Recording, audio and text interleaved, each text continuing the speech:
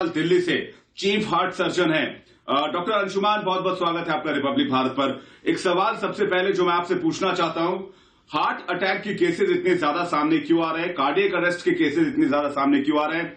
क्योंकि लोग corona negative होने के बाद भी हार्ट अटैक के शिकार हो रहे हैं। आज भी मैंने एक दो खबर सुनी है जिसमें कई लोगों की हार्ट अटैक से जान चली गई इस पेंडेमिक के सिचुएशन में। डॉक्टर अंशुमान जी, विवेक, आपने जो बात कही, लगभग एक सवा साल से चैनलों के माध्यम से, सोशल मीडिया के माध्यम से बार बार मैं एक ही बात आगाह कर रहा हूं, पैनिक ना करें, पैनिक ना करें। लेकिन देखिए, कहना बहुत आसान है, करना बहुत मुश्किल होता है।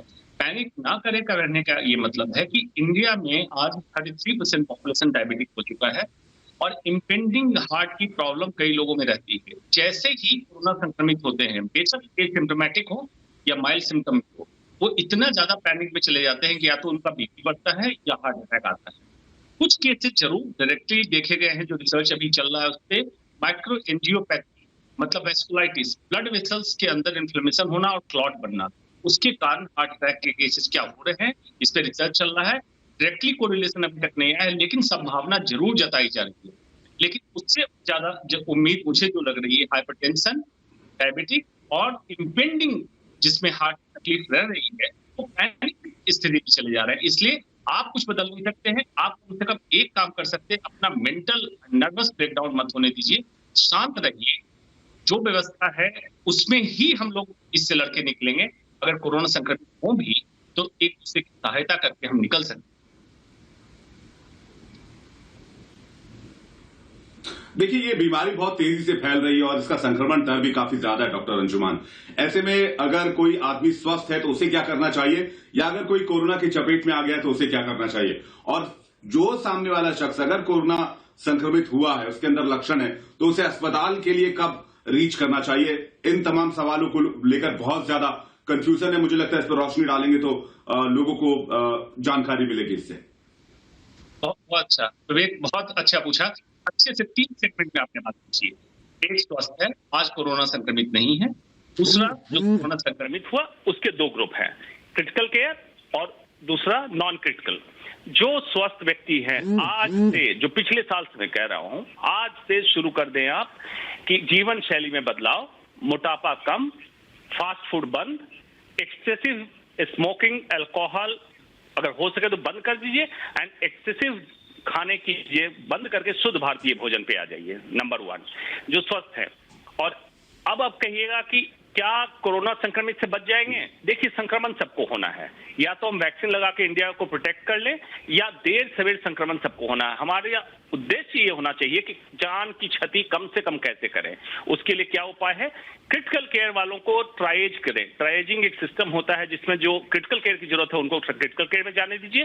बाकी home isolation and supported and assisted by hospitals, घर में उनको कैसे हम सुरक्षित रख सकते हैं और किन किन जगहों पे हॉस्पिटल की जरूरत होगी। सैचुरेशन अगर 94 से कम हो तो इसलिए हर को कह रहे हैं हम कि पल्स ऑक्सीमीटर लगाएं, चेक करें अपना SpO2। पल्स रेट अगर 100 से बार ज्यादा जा रही है, फीवर अगर 3-4 दिनों से ज्यादा 101 से ऊपर चल रहा हो, या सांस लेने में दिक्कत होने लगे, ये 3-4 ऐसे लक्षण हैं आने लगे तो आप हॉस्पिटल का रुख करें।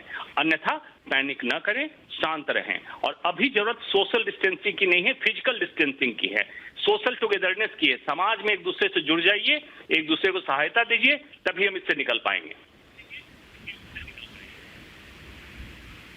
जी, 2 सवाल और करूंगा। मेरा इससे पहले एक सवाल आपसे यह है कि लोग प्रोन पोजीशन के बारे में अभी बहुत ज्यादा नहीं जानते, ये कितना कारगर है और कितना मदद कर सकता है होम आइसोलेशन में?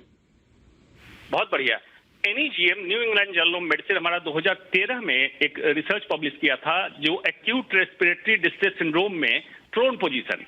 अब भारत में हिंदी भाषा में समझाने की जरूरत है। पेट के बल लेटना, बड़ी छोटी सी बात है। प्रोन पोजीशन मतलब पेट के बल लेटना। इसका मतलब क्या होता है? नॉर्मली जब हम बैठे हैं तो आमतौर पे, देखिए आप लोग तो एंकर हैं, आप लोगों की आदत हो जाती है एरेक्ट पोस्चर बैठने की। आमतौर पे लोग सीधा बैठते ही नहीं है, झुक के बैठते हैं आगे की तरफ, या इस तरह से बैठते हैं जिसमें पेट का पूरा हिस्सा दबा रहता है। इसमें नीचे, फेफड़े के नीचे का हिस्सा वेंटिलेट नहीं होता, मतलब हवा वहां नहीं पहुंचती है। और पीछे का हिस्सा क्योंकि हम पीठ के बल लेटते हैं मैक्सिमम टाइम। तो पेट के बल जब लेटते हैं उस पोजीशन में नीचे फेफड़े के नीचे का हिस्सा और पीछे का हिस्सा खुल जाता है और पूरी तरह से उसको वेंटिलेट होने का मौका मिलता है। और जिस व्यक्ति का ऑक्सीजन सैचुरेशन नीचे आ गया है उसमें देखा गया 4 से 6 मिलीमीटर मरकरी, फॉर एग्जाम्पल अगर 90 है तो 94 से 96 तक प्रोन पोजीशन में लेटने से ऑक्सीजन सैचुरेशन बढ़ गया है। इसलिए बहुत कारगर टेक्निक है। प्रोन पोजीशन में ध्यान ये देना है गर्दन के नीचे एक तकिया, कूल्हे के नीचे एक तकिया और पांव के नीचे एक तकिया, ताकि चेस्ट मतलब छाती और पेट पूरी तरह से जब डीप ब्रीदिंग आप करें तो पूरी तरह से फैल सके, सिकुड़ सके, फैल सके, सिकुड़ सके।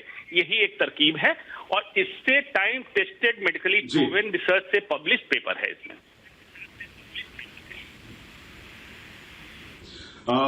शुक्रिया अंशुमान। एक सवाल और मैं आपसे पूछना चाहूंगा कि डॉक्टर कि ये दूसरा संक्रमण इतनी तेजी से क्यों फैल रहा है भारत में और इतने ज्यादा लोग शिकार क्यों रहे हैं, इतनी ज्यादा संख्या में केसेस क्यों आ रहे हैं, चूक कहां हो रही है हम लोगों से?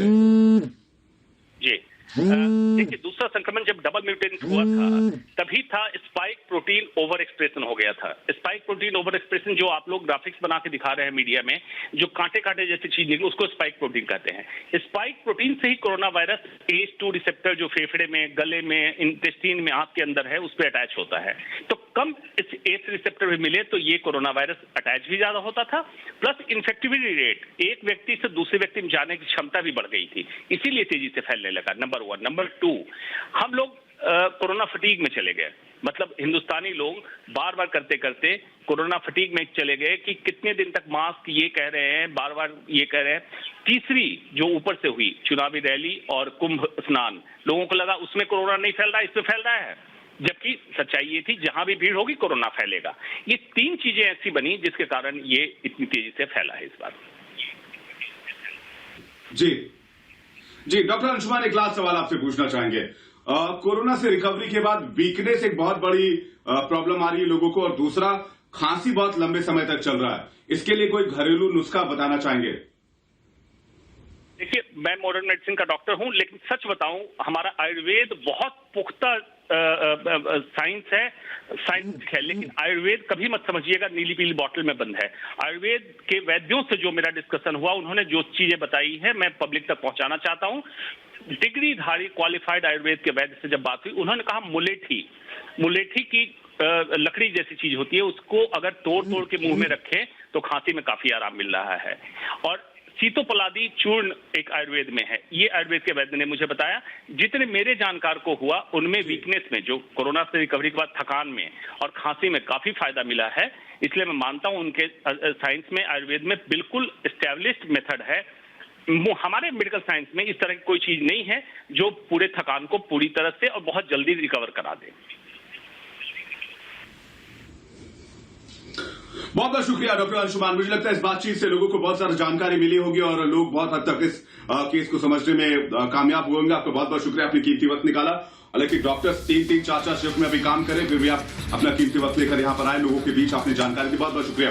एक ब्रेक के लिए रुक गए, ब्रेक के बाद आपको दिखाएंगे खान मार्केट ऑक्सीजन